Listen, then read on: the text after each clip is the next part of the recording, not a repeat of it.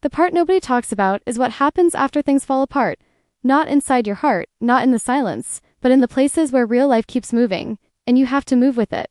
Because when the friendship ended, it didn't just end in private. We had the same circle, the same rooms, the same routines. And suddenly, all of it felt different. Walking into a space where you used to feel comfortable, now felt like walking into a place where everyone could feel the shift, even if no one said anything out loud.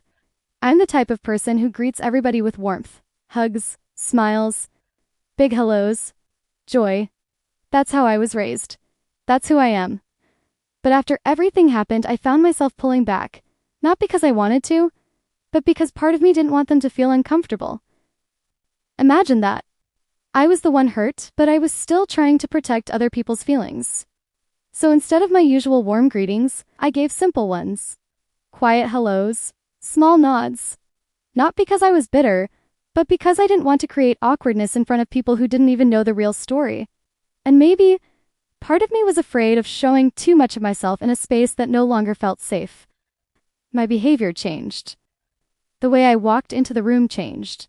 The way I sat changed. The way I avoided certain seats, certain corners, certain conversations, all of it shifted. I had to reshape myself. My voice, my body language, my presence, just to survive being around people who didn't know how deeply I was bleeding inside.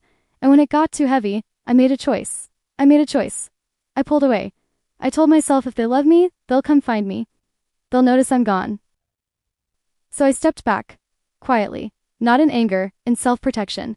I gave space for them to show effort.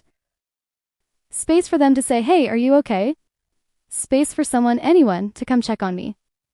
And no one did. Not one of them.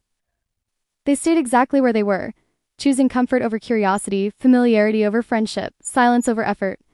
People notice when you pull back. They just don't always care enough to ask why.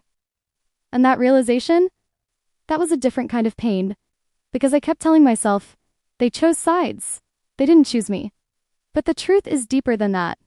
I'm the one who moved to the side, and no one came looking. I told myself I was fine. I told myself I didn't need anyone. But a part of me was angry. A part of me screamed inside, friends aren't supposed to let you disappear.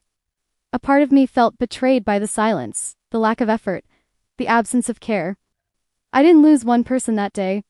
I lost a whole circle, slowly, quietly, without a fight, without any of them realizing how much I needed someone to come get me. And the loneliest part? I didn't know how to find my way back. I was waiting for someone to pull me in like they used to. But no one moved.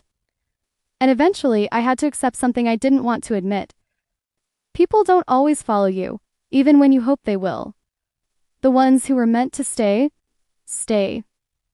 The rest, they stay exactly where they feel comfortable, even if that comfort means losing you. In the next episode, I'll talk about the clarity that came after,